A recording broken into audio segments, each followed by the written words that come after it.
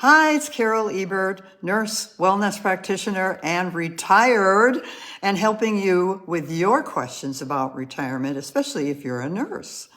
And we do have questions, don't we? So, what I'm thinking of today is what a nurse submitted to me, a question that she had.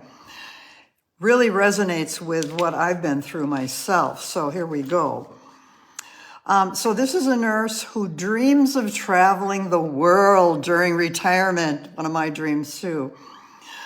But she's worried about her health and how could she manage potential medical emergencies while abroad. So she's anxious about navigating healthcare in unfamiliar places, and who isn't, of course. So, and I remember this, before I get to the answer that I'm thinking of, I was in Japan where my husband was stationed, and so I was living there for a couple of months. And I'm walking the neighborhoods, and they're very quaint because it's a small Japanese village that we lived in. And I'm in the neighborhood, and I walk up to this building that looks like it's just like almost abandoned. It kind of has those looks of neglect. And it was the hospital. And I thought, oh my God. So if you're concerned about healthcare in different places of the world, we should be. So what do you do about this when there's this fear of traveling when you're older and you have health issues, and then what do you do about that? So my first thought for you is plan ahead. Why not imagine, based on what you have that you're dealing with, if you are dealing with a health issue, what ifs? Do some what ifs. What if this were to happen? What would I do? And so imagine that something actually is going to go wrong and figure out, okay, I'm in Spain. What do I do in Spain? Or whatever countries you're going to, or even on a cruise ship or whatever you're traveling. Plan ahead for scenarios that could happen and be prepared. You shouldn't have to not travel, but if you go and look ahead and you plan, what do I need to bring? What do I know about that country? Where exactly am I going and what do they have available? So look at it ahead of time and be ready, because anything can happen to anybody, anytime, anywhere. So maybe in this case, because you're going to a foreign area, take a look at, before you get there, what is happening there, so you know what to do and what to bring. Okay, so that's one idea. Another idea I have to say is, I say don't let fear stand in your way of going somewhere. I remember my mother was a nurse, longtime nurse, and she had a longtime nurse friend. And even though she had health issues, she had diabetes, she had heart disease, she was older, she wasn't quite retired yet. But they went on a major trip every year because they went together. She's traveling with another nurse.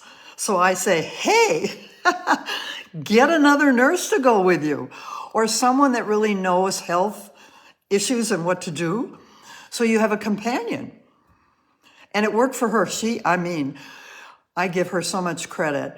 I would have been scared to death considering all of her issues, but she kept going. She went to China, she went on cruises, she went to South America, she just kept going. And I give her credit for that, because what she was doing was living fully. She wasn't letting an issue, a health issue, stop her from traveling and enjoying her years, because I can honestly say to you that she had a shorter lifespan because of the diabetes and heart disease. But boy, did she pack in some fun stuff in there before that disability set in and she was gone. So again, think about, what is it that you want? What's on your bucket list? What are you waiting for? And again, you can start now, even if you're not retired. Start now. If we keep waiting, postponing, letting it be our future dream, you may not even get there. So get going now on it. So don't give up on doing it before retirement even. And then I have another story to share with you. I was teaching health and wellness programs on a cruise ship. I made that happen. That's one of my visions that I wanted to have happen, and I made it happen. So I think I did 6 different cruises where I was teaching healthcare providers about wellness and how to keep their employees healthy and all that. So of course, every time I went, my husband got to come along, because that's what you do. And it was paid for by the company I was working with. So he's coming along, and of course he's enjoying the heck out of being on a cruise and just hanging out and relaxing. So we are on one of the tours. We're in St. Thomas. And we're on land, and we're walking and shopping and looking around, and all of a sudden he is having trouble walking.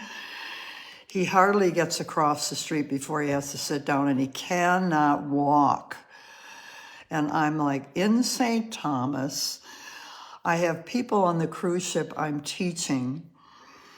So I'm obligated to the cruise, and now he's having a health issue and we don't know what to do. So we luckily got a bus back to the ship. And I thought, well, great, they have healthcare on the ship. We're set. Nope. They said, you cannot be on this ship. We have just, minor things that we deal with. You have something major. So they sent him off to a hospital in St. Thomas, and I had to go with him. And I'm leaving behind my classroom full of students who are expecting me to continue to teach. What a scenario. Well, I hoped that the cruise people told my people that I wasn't going to come back. I hoped, because you never know. And off we went to the hospital in St. Thomas. Well, lucky for us, it's a U.S. hospital, and there are travel nurses from the U.S. working there. And so we were like back home with our typical expectations for healthcare. What he had was a TIA and a little blood clot that caused him to have this temporary paralysis, and now he's fine. But they had to send us back to the States, fly back. After they stabilized him, and he was fine.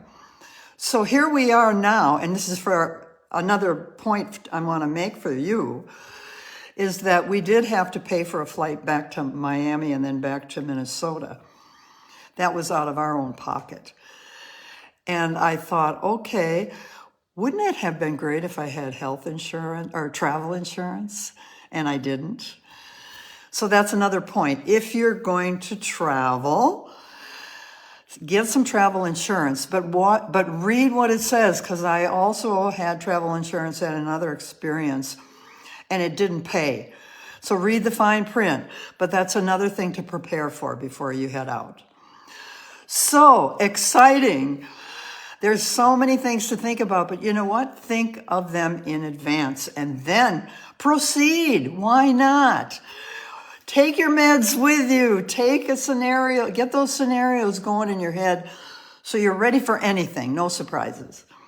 And get out there and just travel and enjoy. So I really thank that nurse for that question. That opened up all kinds of thoughts of experiences that I've had as well. So here's what I want you to do. Send me more questions. Text me at 507-313-4515.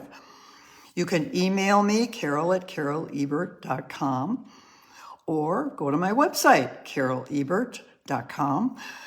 There's a little button that says Retiring Nurses. I want you to pop onto that button, and there's a free gift for you, because I'm here to help you, that you can keep going after you leave your nursing career behind, but there's more ahead for you depending on what you want to do. So thanks for stopping by. We'll see you next time.